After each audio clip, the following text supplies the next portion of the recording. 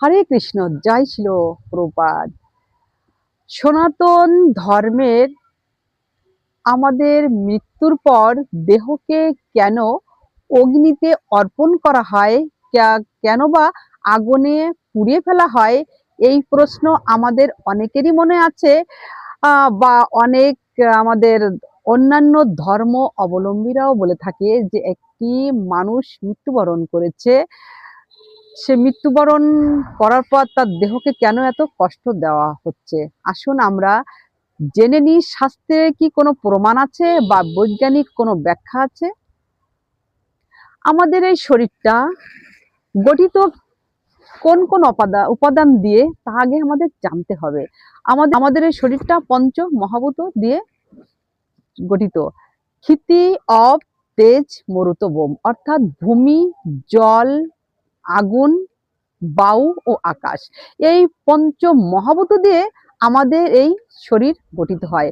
আমাদের এই শরীরটা যখন অগ্নিতে অর্পণ করি মৃত্যুর পর, মৃত্যু দেহকে, তখন এই শরীরটা যখন আগুনে পুড়ে যায় বা ভস্মীভূত হয়, তখন এই পঞ্চ মহাভূতের সাথে এই শরীরটা আবার বিলীন হয়ে যায়।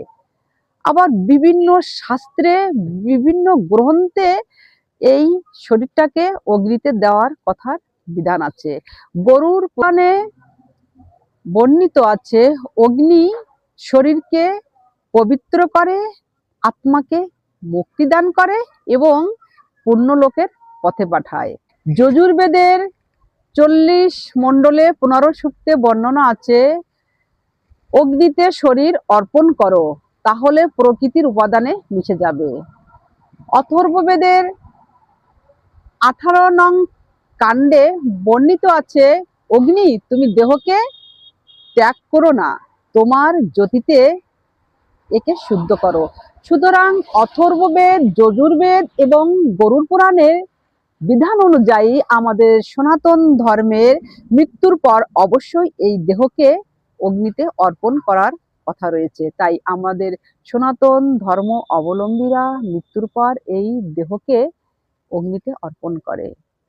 এই দেহ থেকে যখন আত্মা বেরিয়ে যায়, তখন এই শরীরটা সম্পূর্ণ নশ্বর। এই শরীর একটা সম্পূর্ণ জড় পদার্থ, এর কোনো কষ্ট, কোনো যন্ত্রণা, কোনো কিছুই নেই। সুতরাং একে অগ্নিতে দিলাম আর মাটিতে সমাধি করলাম, মাটি দিলাম, এটার কোনো ভিত্তি নেই। এটা কি করলাম কি না করলাম, দেহর কোনো কষ্টই নেই। আসুন আমাদের কোনো বৈজ্ঞানিক ব্যাখ্যা আছে কিনা আর কোনো বৈজ্ঞানিক প্রমাণ আছে কিনা সেটা জেনে নিই। এই শরীর থেকে যখন আত্মা বেরিয়ে যায়, তখন এই শরীর সাথে সাথে পচন শুরু হয়। বিভিন্ন ব্যাকটেরিয়া, ছত্রাক, জীবাণু এই শরীরকে আক্রমণ করে। আমরা যদি এই শরীরটাকে অগ্নিতে দিয়ে পুড়িয়ে ভস্মীভূত করে দিই, তাহলে কোনো জীবাণু বা কোনো ছত্রাক আমাদের এই পরিবেশটাকে দূষিত করতে পারে না। তাই আমাদের এই মৃত্যুর পর শরীরটাকে অবশ্যই অগ্নিতে দিয়ে ভস্মীভূত করে দেওয়ার বিধান আছে। তাই সনাতন ধর্ম অবলম্বীরা অবশ্যই মৃত্যুর পর সেই লাশটিকে বা সেই দেহটিকে অগ্নিতে অর্পণ করে ভস্মীভূত করে দেবেন।